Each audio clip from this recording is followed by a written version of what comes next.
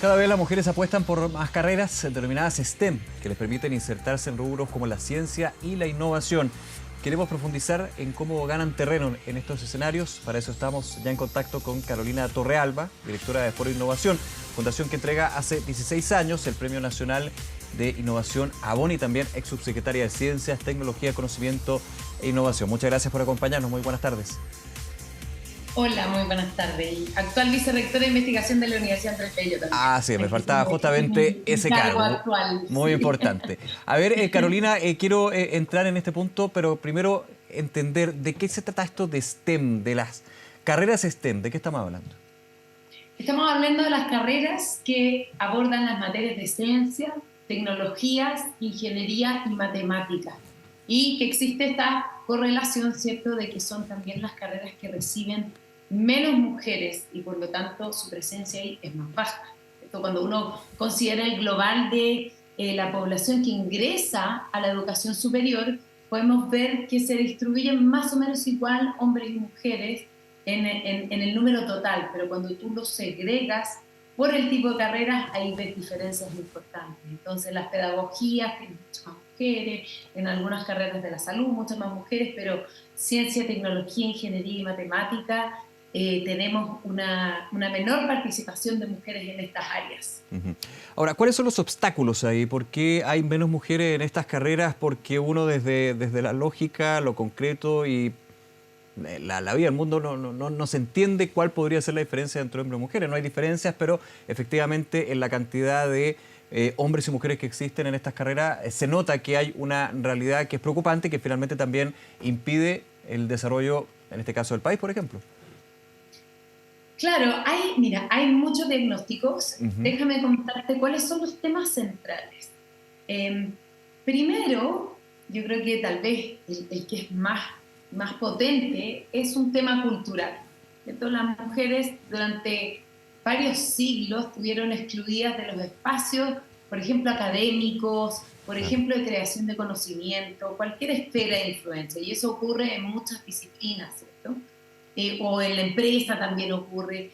En el caso de la investigación y de la innovación es interesante porque tenemos aún un sesgo más fuerte, y es que las mujeres estaban literalmente excluidas de todo aquello que fuese ser considerado como un ejercicio racional, ¿no? Uh-huh. Estaban en un espacio distinto. Claro, Esto generar uno piensa conocimiento que en este fue, caso. claro, y esto uno piensa que fue hace mucho tiempo atrás, pero la verdad es que se notan, ¿cierto? Al menos desde un siglo que empezó a cambiar realmente esta perspectiva. Y eso tiene efectos culturales. Y hoy día vemos que hay mujeres que desarrollan carreras absolutamente extraordinarias, pero también son las menos. ¿Qué cosas influyen? Por supuesto que influye el ambiente. Aquí el ambiente, la mayoría de las personas, las mujeres que han hecho cambios revolucionarios, incluso en la ciencia, comentan que tuvieron un padre, una madre, alguien que les dio la confianza total para poder desplegarse. Uh-huh. Los profesores y profesoras son centrales. A mí me encanta comentar también la profesora Roxana Nahuelcura del Liceo 1. Es una profesora que siempre ha apoyado a sus niñas, y sus niñas han llegado a trabajar con científicos en la Antártica, a recibir premios de Suecia, y ella dice que las niñas, cuando tienen confianza en sí mismas, no tienen límites. Y ahí hay un tema también estructural respecto del ambiente en el que se promueve. Y segundo, las que ya entran a estudiar estas carreras, ¿cómo les pavimentamos el camino? Y ahí hay un trabajo institucional, formal institucional, que es importante. Por ejemplo, desde cuando yo estaba en el Ministerio de Ciencia, armamos un programa para que las universidades pudiesen hacer su diagnóstico de cómo impulsaban las carreras de mujeres en el área de investigación, pero también generar mecanismos de acompañamiento, de monitoreo, porque, por ejemplo, cuando vemos la contratación o cómo se desempeñan en sus carreras, vemos que la curva de crecimiento de los hombres que se desarrollan en investigación es mucho más expedita que en las mujeres. Y en el tema de innovación también tiene que ver lo mismo, tiene que ver con oportunidades, tiene que ver con ocupar espacios que previamente o que han sido ocupados históricamente por hombres, y eso requiere, por un lado, darles la confianza, el espacio cultural, y por otro lado, estructuralmente entregarle herramientas completas. Por ejemplo, desde Foro Innovación se entregan mentorías concretas a través del programa Mentores por Chile. Por ejemplo, desde las universidades y ahora también desde la UNAP, en la Andrés Bello tenemos programas de apoyo a las carreras de las investigadoras jóvenes para que puedan proseguir en su carrera. Ujú.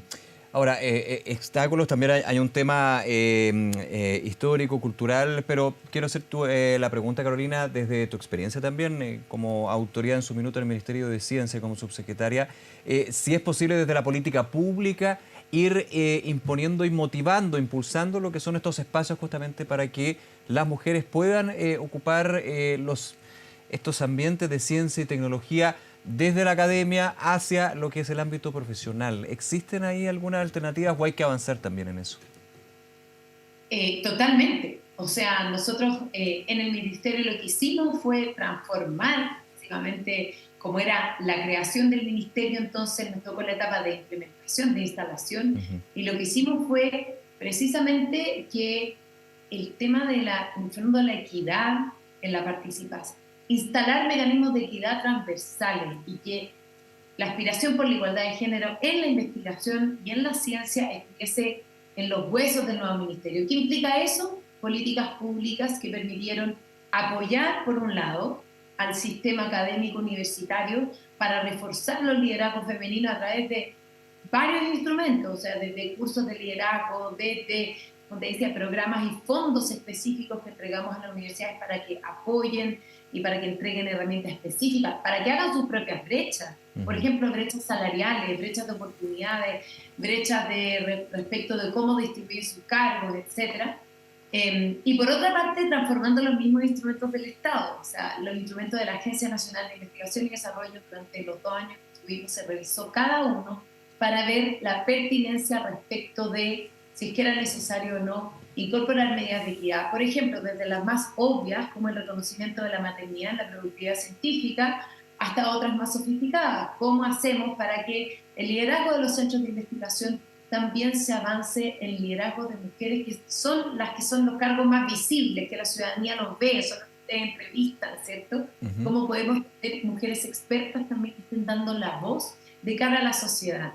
Así como herramientas que van en la primera infancia. Trabajamos con la Subsecretaría de Educación Parvularia, trabajamos con el programa Explora, para ir también entregando en las primeras edades, digamos, la confianza y los espacios de apropiarse de los hábitos y del conocimiento científico.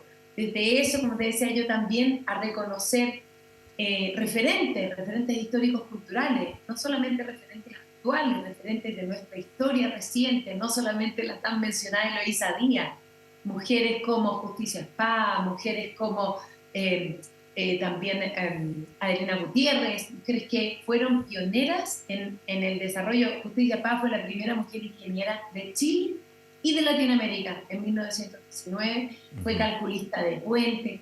¿Cómo vamos entregando aspectos desde concretos normativos hasta culturales, ¿cierto? Para poder avanzar en esta materia es un desafío que es muy necesario que se adopte desde la política pública, en el caso de la investigación y desarrollo desde el ámbito universitario, y en el caso de la sociedad civil, como Foro Innovación, por supuesto que es un tema que es central, y como Foro Innovación tiene programas también como Aboni, en el que el objetivo es visibilizar. Te voy a dar un dato que es súper impresionante. Sí. Este año, el año pasado, en el concurso pasado del Premio Nacional de Innovación, un 46% de los finalistas, de todos los finalistas, para los Premios Nacionales de Innovación fueron mujeres. Y de los ganadores, 52%. Esos son datos que hace pocos años no los teníamos. Claro. Entonces, ¿cómo también estas organizaciones son capaces de generar una comunicación masiva que nos empieza a cambiar los referentes culturales? Es esencial.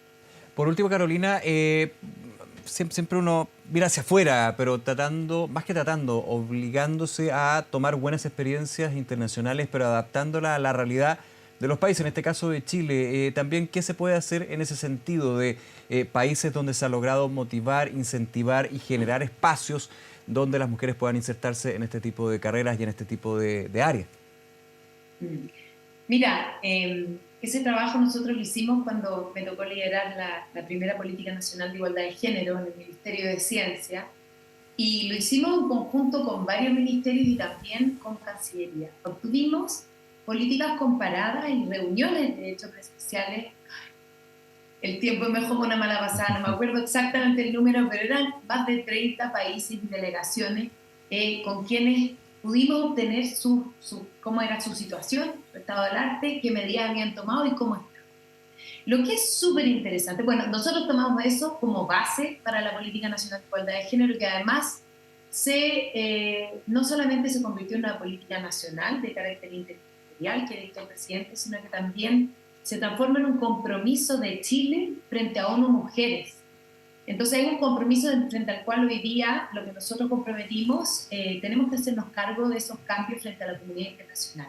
Y en esas instancias internacionales uno aprende varias cosas. Primero, que hay países que están muy desarrollados y sin embargo tienen las mismas brechas que nosotros. En cambio hay otros países que han avanzado enormemente, ¿ya? E incluso hay países que son muy referenciales en lo científico, tecnológico, en la innovación, por ejemplo Israel u otros países, pero que sin embargo presentan una realidad que es similar a nosotros. Entonces con todas estas realidades fue súper interesante la conversación. Es difícil desde Chile decirte hay un país modelo que yo quiero seguir, porque como te comentaba previamente, el carácter cultural en esta materia es tan potente que es difícil adaptarse completamente como a decir, este es el modelo que yo quiero seguir. Nosotros tomamos varios referentes, de Australia, de el Reino Unido, también de los países nórdicos, comprendiendo también todas las diferencias que hay. En Argentina tienen excelentes números de participación y con todos aquellos fuimos armando nuestro mosaico de acciones que se implementaron luego en una política pública que además, debo decir, que ha tenido continuidad con este gobierno y por lo tanto esperamos que tenga frutos importantes y que efectivamente sea una política de Estado. Así que claro, es bien complejo el panorama. Sin embargo, déjame decirte otra cosa. En los países desarrollados también este es un tema que que lo están abordando, algunos más tiempo, otros menos, pero tampoco también es bastante reciente, ¿ya?